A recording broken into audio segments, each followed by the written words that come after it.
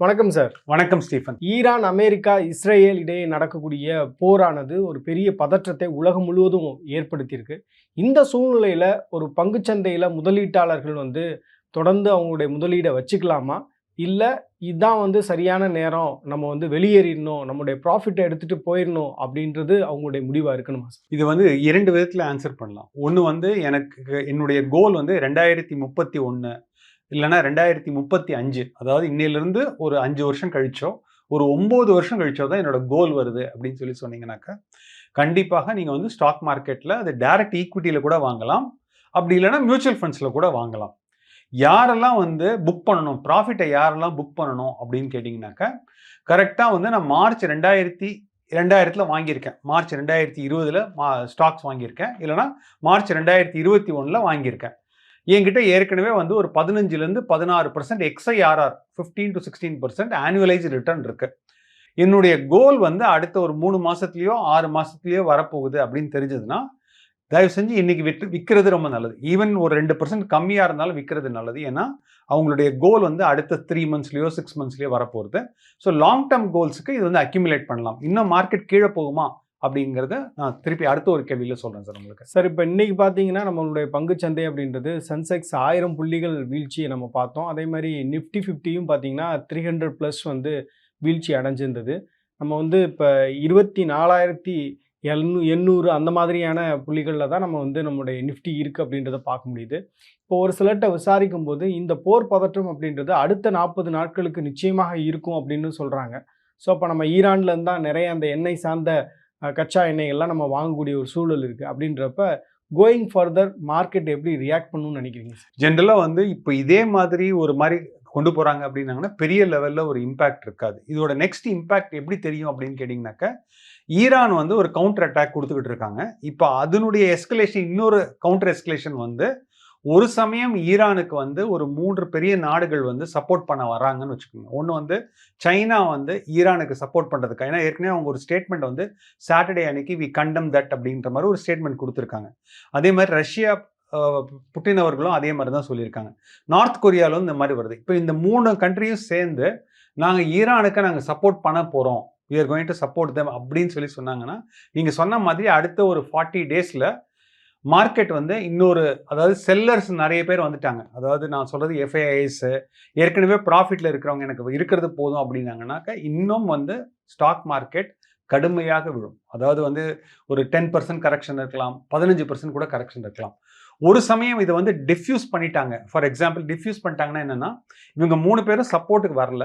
சப்போர்ட்டுக்கு வராமல் இவங்க என்ன பண்ணுறாங்கனாக்கா, இல்லை அவங்களுக்குள்ளே இருக்கிறது போதும் அப்படின்னு சொல்லிட்டாங்கன்னா, கண்டிப்பாக ஆயில் ப்ரைஸ் ஏற்கனவே இன்றைக்கி பார்த்தீங்கன்னா $80 கிட்டத்தட்ட $78 கிட்ட பேரல், $78 பேரல்ன்றாங்க. அந்த மாதிரி போயிடுச்சு. தங்கத்தினுடைய விலையும் நல்ல உச்சத்துக்கு போயிருக்கு. ஸோ அதே மாதிரி ஒரு சில ஸ்பெசிஃபிக் ஸ்டாக்ஸ், அதாவது இண்டிகோ ஏர்லைன்ஸ்னு ஒரு ஸ்டாக் இருக்குது. அந்த இண்டிகோ ஏர்லைன்ஸுங்கிற ஸ்டாக் பார்த்தீங்கன்னா இன்றைக்கி ஒரே நாளில் ஒரு 3-4% அட் அ டைமில் கீழே விழுந்திருக்கு. அதே மாதிரி லார்ஜ் கேப் பங்குகள்னு பார்த்தா நிஃப்டி 50 சொல்கிறது 1.2 1.3% விழுந்திருக்கு. மிட் கேப் பார்த்தீங்கன்னா 1.4 to 1.5% கிட்ட விழுந்திருக்கு. ஸ்மால் கேப் பார்த்தீங்கன்னா 1.6% விழுந்திருக்கு. ஸோ லாங் டேர்ம் இன்வெஸ்டர்ஸ் பொறுத்த அளவுக்கு ஸ்லோவாக அக்யூமுலேட் பண்ணுறது நல்ல ஸ்ட்ராட்டஜின்னு சொல்லலாம். சார், இப்போ தங்கத்தை பொறுத்தவரையில் எப்பெல்லாம் போர் நடக்குதோ அப்போல்லாம் தங்கத்தினுடைய விலை அதிகரிக்கும் அப்படின்னு சொல்லுவாங்க. இப்போ ரீசெண்ட் டேஸில் பார்த்தீங்க அப்படின்னா தங்கத்தினுடைய விலை குறையிறதே நம்ம பார்க்கல. இப்போ ஒரு சின்ன ஹோப் இருந்தது, இன்னும் ஒரு 1 or 2 monthஸில் தங்கத்தினுடைய விலை கொஞ்சம் குறைவதற்கான வாய்ப்பு இருக்குமோ அப்படின்ற மாதிரியான எதிர்பார்ப்புகள் இருந்தது. இந்த போர் பதற்ற சூழ்நிலை தங்கத்தினுடைய விலையை மேலும் அதிகரித்திருக்கிறது அப்படின்றத பார்க்க முடியுது. இப்போ கோயிங் ஃபர்தர் இப்படி தான் இருக்குமா சிச்சுவேஷன்? தங்கம் நம்ம இந்த நேரத்தில் வாங்கலாமா கூடாதா? ஸோ நெக்ஸ்ட் 6 monthsக்கு gold will be a very very volatile asset.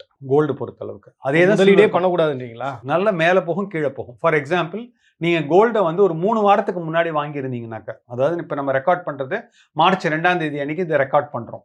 இதே நீங்கள் பிப்ரவரி 2ஆம் தேதி அன்னைக்கோ பிப்ரவரி 5ஆம் தேதிக்கோ நீங்கள் வாங்கியிருந்தீங்கன்னா, அதாவது டாலர் அவுன்ஸில் சொன்னீங்கன்னா $4,800 இருந்தது.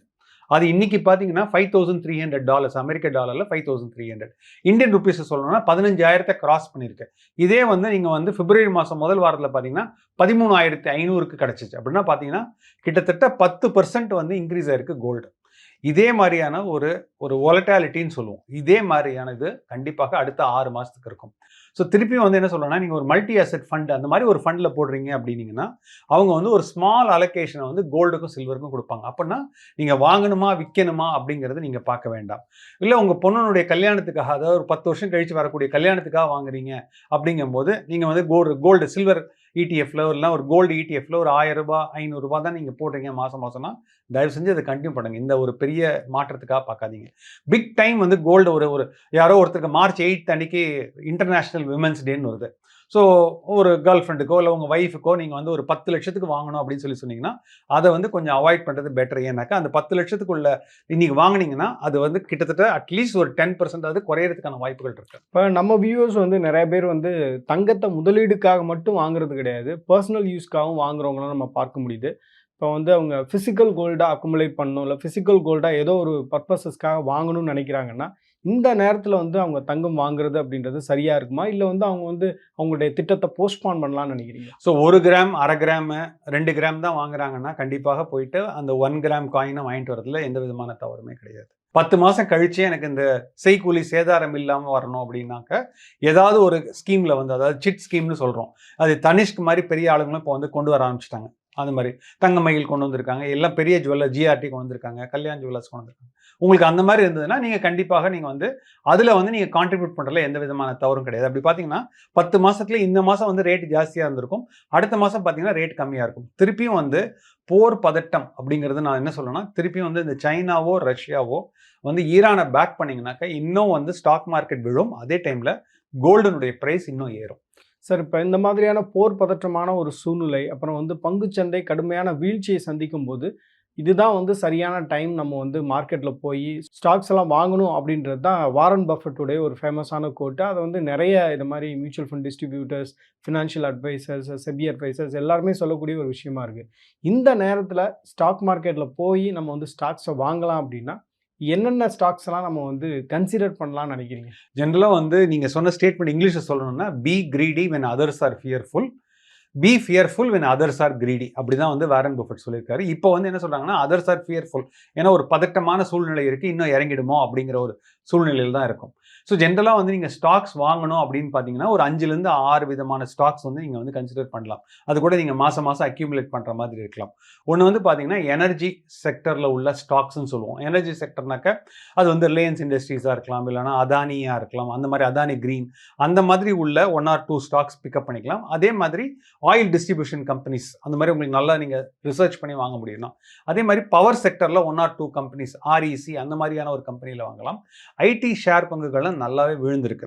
உங்களால் ஒரு 5 வருஷம் உங்களால் வெயிட் பண்ண முடியும், 4 to 5 years வெயிட் பண்ண முடியும்னாக்க Infosys, Wipro, HCL Technologies, TCS அந்த மாதிரியான பங்குகளை வாங்கிக்கலாம். அதே மாதிரி எனக்கு குறுகிய காலத்தில் எனக்கு ஒரு நல்ல ப்ராஃபிட் வரணும் அப்படின்னு சொல்லி பார்த்தீங்கன்னா பேங்கிங் ஸ்டாக்ஸ்னு சொல்கிறோம்.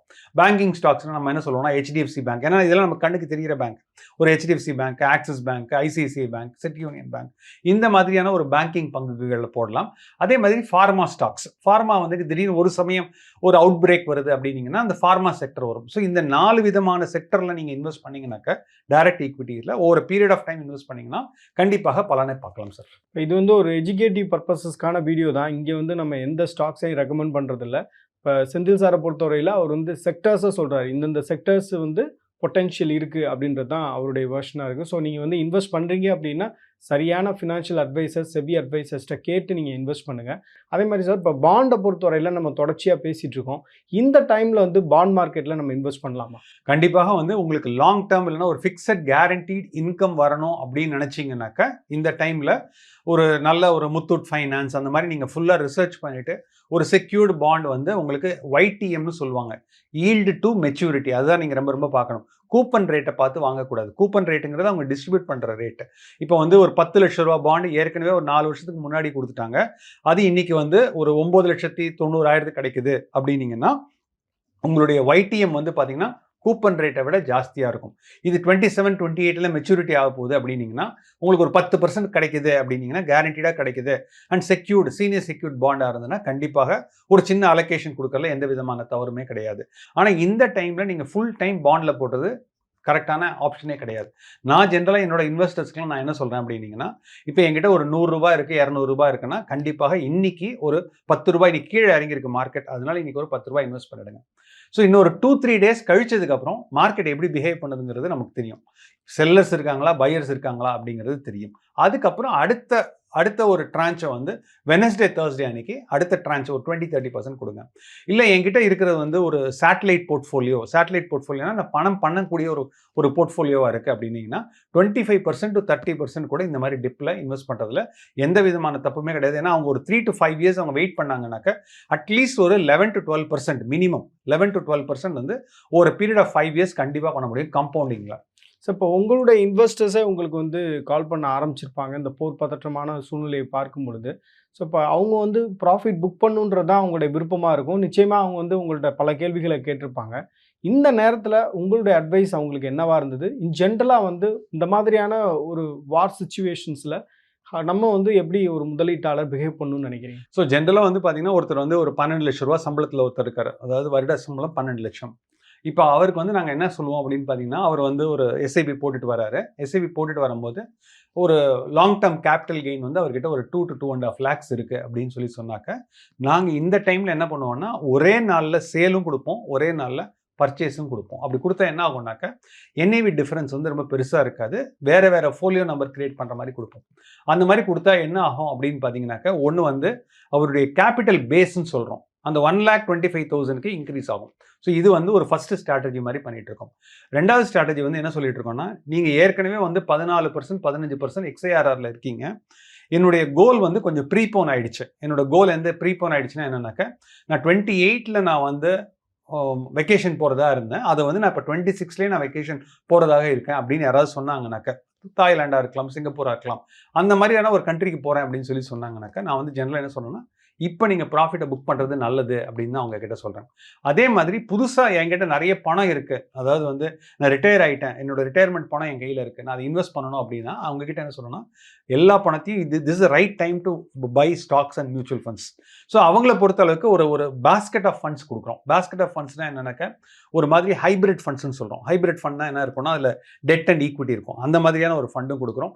அதே மாதிரி ஒரு செக்டரல் ஃபண்டும் கொடுக்குறோம். இப்போ ஒரு கேபிட்டல் மார்க்கெட்ஸ்லாம் நல்லா இருக்குது அப்படின்னு பார்த்தீங்கன்னா ஒரு செக்டரல் ஃபண்டும் கொடுக்குறோம்.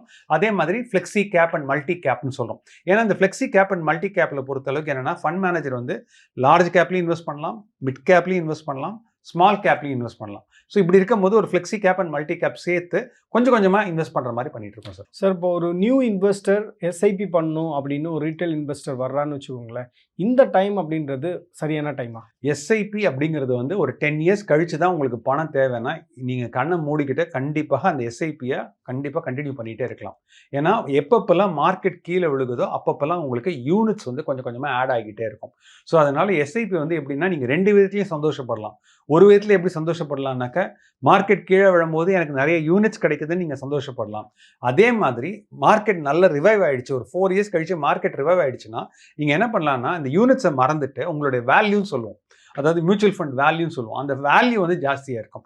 அப்போ உங்களுடைய XIRR ரிட்டர்னும் ஜாஸ்தியாக இருக்கும். ஸோ அதனால் எஸ்ஐபி இன்வெஸ்டர்ஸ் பொறுத்தளவுக்கு தயவு செஞ்சு கண்டினியூ பண்ணிகிட்டே இருங்க. ஆனால் உங்களுடைய ஸ்ட்ராட்டஜியை மாற்றிக்குங்க. என்ன மாதிரி ஸ்ட்ராட்டஜி மாற்றணும் அப்படின்னு கேட்டிங்கனாக்கா, இப்போ நான் வந்து ஒரு மல்டி அசெட் ஃபண்டில் போட்டிருக்கேன், இல்லைனா ஒரு பேலன்ஸ்ட் அட்வான்டேஜில் ஃபண்டில் போட்டிருக்கேன் அப்படின்னா, அந்த எஸ்ஐபியை ஸ்டாப் பண்ணலாம். ஏன் ஸ்டாப் பண்ணலாம் அப்படின்னு கேட்டிங்கன்னா, இன்றைக்கி ஈக்விட்டி மார்க்கெட்டே ஒரு கிட்டத்தட்ட ஒரு 1.25 வருஷத்துக்கு, அதாவது கிட்டத்தட்ட 20 மாதம் வச்சுக்கலாம், 18லேருந்து 20 மாதம் வச்சுக்கலாம், 18லேருந்து 20 மாதம் வரைக்கும் எந்த விதமான ரிட்டர்னுமே கொடுக்கல. ஸோ அப்போ உங்களுடைய எஸ்ஐபியை நீங்கள் என்ன பண்ணலாம்னா, இந்த balanced advantage fund, hybrid fund, multi asset fund எல்லாத்தையும் ஸ்டாப் பண்ணிவிட்டு ஈக்விட்டி ஃபண்டு பக்கம் வந்துடுங்க.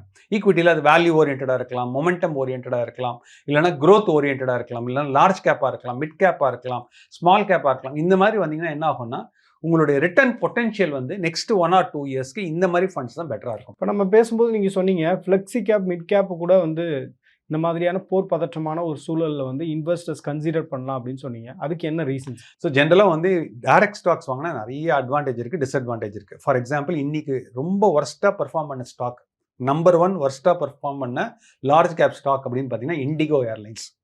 நீங்கள் இண்டிகோ ஏர்லைன்ஸும் போட்டிங்கன்னா ஷேர் பார்க்க முடியாது. இன்டர் குளோப் ஏவியேஷன் தான் அந்த கம்பெனி பேர். இப்போ நம்ம டிமார்ட்னு சொல்லி வாங்குறோமே, அதை வந்து நீங்கள் டிமார்ட்னு போய் தேடினீங்கன்னா ஷேர் ப்ரைஸ் வந்து டிமார்ட்னு வராது, ஷேர் மார்க்கெட்டில் அதை எப்படி பண்ணுறாங்கன்னா அவென்யூ சூப்பர் மார்க்கெட்னு சொல்லி போட்டிருக்காங்க. அதே மாதிரி இண்டிகோ வந்து பார்த்தீங்கன்னா இன்டர் குளோப் ஏவியேஷன் இன்னைக்கு அதுதான் அடி வாங்கியிருக்கு. இன்னைக்கு அது ஏன் அடி வாங்கியிருக்கு அப்படின்னு பார்த்தீங்கன்னாக்கா நிறைய ஃப்ளைட்ஸ் கேன்சல் ஆயிடுச்சு. எக்ஸாக்ட்லி எல்லா ஃப்ளைட்ஸும் டுவர்ட்ஸ் வந்து கேன்சல் ஆயிடுச்சு. ஸோ அதனால மார்க்கெட் வந்து கொஞ்சம் ரேஷனலாக தான் பிஹேவ் பண்ணும். மார்க்கெட் வந்து எப்படின்னா அடுத்த 6 மாதத்துக்கு என்ன நடக்குமோ அதை அப்படியே டிஸ்கவுண்ட் பண்ணிடுவாங்க. ஃபார் எக்ஸாம்பிள் ஆயில் ப்ரைஸஸ் வேற இன்க்ரீஸ். இப்போ இன்டர்குளோப் ஏவியேஷன் பொறுத்த அளவுக்கு 2 விதமான இது இருக்கு. ஒன்று வந்து நீங்கள் சொன்ன மாதிரி ஃப்ளைட் கேன்சல் ஆனதுங்கிறது ஒன்று, இன்னொன்று வந்து டர்பைன் ஃபியூவல்னு சொல்லுவாங்க. அதாவது அந்த பெட்ரோல் வந்து எரிபொருளுடைய காசு வந்து இன்க்ரீஸ் ஆயிடுச்சுன்னா ஆட்டோமேட்டிக்காக ப்ராஃபிட்டபிலிட்டி கம்மியாயிடும். ஸோ அதனால இது ரெண்டுத்தினாலையும் பார்த்தீங்கன்னா சரியான அடி கீழே விழுந்திருக்கு. ஸோ அதனால நம்ம வந்து என்ன பண்ணணும் அப்படின்னு பார்த்தீங்கன்னா இண்டிவிஜுவல் ஸ்டாக்ஸ் போகாமல் இதே நீங்கள் ஒரு ஃப்ளெக்ஸி கேப்பாக இருந்ததுன்னா ஃபண்ட் மேனேஜர் என்ன பண்ணுவார்னா நீங்கள் 100 ரூபா கொடுத்தீங்கன்னா எல்லாத்தையும் கொண்டு போய் ஏவியேஷன் செக்டரில் போட மாட்டார். அவர் என்ன பண்ணுவார்னா பிரித்து போடுவார். ஸோ ஃப்ளெக்ஸி கேப் பொறுத்த அளவுக்கு இதுதான் இன்வெஸ்ட் பண்ணணும் அப்படிங்கிற ஒரு இது கிடையாது. ஸோ ஃபார் எக்ஸாம்பிள் லார்ஜ் கேப்பில் தான் போடணும், மிட் கேப்பில் தான் போடணும்னு கிடையாது. ஆனால் மல்டி கேப்பில் போனீங்கன்னாக்க 25 மினிமம் 25 வந்து லார்ஜ், 25 வந்து மிட், 25 வந்து ஸ்மால், கடைசி 25 அவர் எங்கே வேணால் இன்வெஸ்ட் பண்ணலாம். மிட் கேப் ஃபண்டு பொறுத்தளவுக்கு ஒரு ஃபண்ட் மேனேஜருக்கு மொத்தமே அவர் கிடைக்கிற ஸ்டாக்ஸ்ன்னு பார்த்தீங்கன்னா 150 ஸ்டாக்ஸ் தான் அவர் கிடைக்கிது. ஸோ நீங்கள் மிட் கேப் மாதிரி நீங்கள் ஒரு ஃபண்டு எடுக்கிறீங்கன்னா அந்த 150க்குள்ளே எல்லாருமே வாங்குறாங்க. அதாவது எல்லா ஒரு 30 ஏஎம்சி இருக்காங்க, 30 ஏஎம்சி வாங்கியிருக்காங்கன்னா 30 ஏஎம்சி அந்த 150 ஸ்டாக்குள்ளே தான் இருக்கணும். ஏன்னா அவங்களுக்கு டைவர்சிஃபை பண்ண கிடைக்காது. அதனால நான் ஜென்ரலாக என்ன சொல்லுவேன்னா ஃப்ளெக்ஸி கேப், மல்டி கேப் பார்த்துக்குங்க.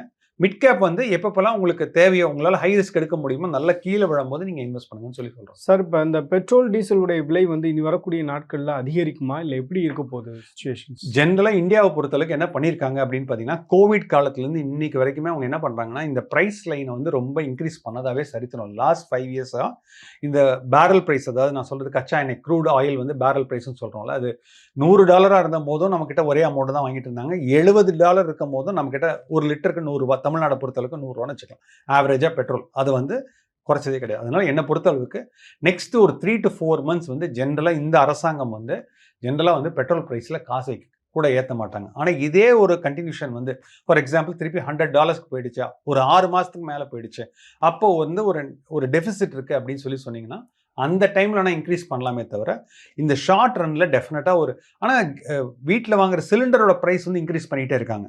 ஜென்ரலாக வந்து பார்த்தீங்கன்னா பெட்ரோலும் டீசலுடைய ப்ரைஸும் ஓரளவுக்கு கான்ஸ்டன்டாக தான் இருக்குது. இப்போ ஈரான்லேருந்து நம்ம என்னென்ன எண்ணெய் வளங்கள்லாம் வாங்குறோம் நம்ம? ஸோ ஈரான்லேருந்து இப்போ ஒரு பெரிய அட்வான்டேஜ் வந்து என்னென்னா ஈரான்லேருந்து இந்தியாவுக்கு வரதுக்கு ஒரு பர்டிகுலர் ஹார்மஸ்ன்னு சொல்கிறாங்க, HORMUSன்னு சொல்கிறாங்க. அது வழியாக தான் வந்து அந்த கப்பல்லாம் வந்துகிட்டு இருக்கு. இப்போ அதை வந்து அந்த இடத்த பிளாக் பண்ணிட்டாங்க அப்படின்னு சொன்னீங்கன்னா சவுதி அரேபியாவிலேருந்து வரக்கூடிய ஆயிலும் நமக்கு இம்பாக்ட் ஆகிடும். ஸோ இப்போ அதனால் என்ன ஆகும்னா நம்மளுடைய அதாவது இம்போர்ட் காஸ்ட்னு சொல்லுவோம், அந்த டிரான்ஸ்போர்ட்டேஷன் காஸ்ட்னு சொல்லுவோம், அதுவும் வந்து கொஞ்சம் ஜாஸ்தி ஆகும். இப்போதைக்கு அதை இன்னும் க்ளோஸ் பண்ண மாதிரி தெரியல. அது க்ளோஸ் பண்ணிட்டாங்கன்னா வேர்ல்டு லெவலில் அது ஒரு இம்பாக்ட் இருக்குன்னு சொல்கிறாங்க. எல்லா இடத்துலையும் ஒரு இன்ஃப்ளேஷனை ட்ரிகர் பண்ணுன்னு சொல்லிட்டு இருக்காங்க சார். சார், இப்போ இன்னைக்கு இந்தியன் மார்க்கெட் வந்து வீழ்ச்சி அடைஞ்சுது அப்படின்றத நம்ம பார்த்தோம். ஏன்னா வந்து கடந்த 2-3 நாட்களாக ரொம்ப உச்சகட்ட ஒரு போர் அப்படின்றது இருந்தது. இப்போ குளோபலாக வந்து மார்க்கெட் எப்படி ரியாக்ட் பண்ணுது சார்? இன்னைக்கு மார்னிங் வந்து எல்லா மார்க்கெட்டுமே, அதாவது நீங்கள் வந்து நிப்பானில் நிக்கின்னு சொல்லுவோம், அதாவது ஜாப்பனீஸ் மார்க்கெட்டில் நிக்கின்னு சொல்லுவோம். ஸோ அதுவும் வந்து இது கண்டிப்பாக குறைஞ்சிருந்தது. அதே மாதிரி சவுத் கொரியன் மார்க்கெட்டும் கம்மியாக இருந்தது, சிங்கப்பூர் மார்க்கெட்டும் கம்மியாக இருந்தது. ஸோ எல்லா விதமான ஆல் மார்க்கெட்ஸ் வந்து இன்னைக்கு வந்து ஆன் அன் ஆவரேஜ் 1% 1.5% மினிமம் கம்மியாக இருக்குது. ஸோ இது வந்து என்ன இருக்குன்னா இந்த போர் பதட்டத்தினால தான் இருக்குது. ஸோ சைனா, ரஷ்யா இல்லைன்னா நார்த் கொரியா இவங்க 3 பேரும் வந்து திருப்பி இவங்க ஜாயின் பண்ணாங்க அப்படின்னு சொன்னீங்கன்னா இது வந்து அடுத்த லெவலுக்கு போகக்கூடிய வாய்ப்புகள் இருக்குது. அந்த டைமில் தான் ரொம்ப பயமாக இருக்கும்னு சொல்லலாம். ஸோ இன்னைக்கு க்ளோஷர் ஆஃப் த மார்க்கெட் நம்ம பார்த்துட்டோம். நாளைக்கு எப்படி இருக்கும் அப்படின்ற ஒரு எக்ஸ்பெக்டேஷன் எக்ஸ்பர்ட்ஸ் மத்தியில் இருக்குது. ஜென்ரலாக வந்து அன்னன்னைக்கு உள்ள நியூஸ் காலையில் உள்ள டெவலப்மெண்ட்ஸு சொல்லுவோம். ஓவர் நைட்டில் என்ன டெவலப்மெண்ட்ஸ் இருக்குது அப்படிங்கிறத பார்த்து தான் சொல்ல முடியும். நாளைக்கு என்ன நடக்கும் அப்படிங்கிறத வந்து கண்டிப்பாக எனக்கு சொல்ல தெரியாது. ஏன்னா என்னென்ன நியூஸ்லாம் வருது அப்படிங்கிறது தெரியாது. ஸோ அப்படி இருக்கும்போது என்னால் ப்ரெடிக்ட் பண்ண முடியாது. நான் என்ன சொல்லுவேன்னா 10% to 15% நீங்கள் உங்ககிட்ட பணம் இருந்ததுன்னா இப்போ இன்வெஸ்ட் பண்ணுங்கள். லாங் டேர்ம் கோல்ஸாக இருந்ததுன்னா கண்டிப்பாக அக்யூமுலேட் பண்ணிகிட்டே வாங்க. ஷார்ட் டேர்ம் கோல்ஸாக இருந்து நீங்கள் நல்ல ப்ராஃபிட்டில் இருக்கீங்கன்னா இருக்கிற ப்ராஃபிட் போதும் அப்படின்னு நினச்சிங்கன்னா 14% 15% இருந்தால் புக் பண்ணிட்டு வெளில வந்துடுங்கன்னு சொல்லுவேன் சார். Thank you sir. நன்றி, வணக்கம்.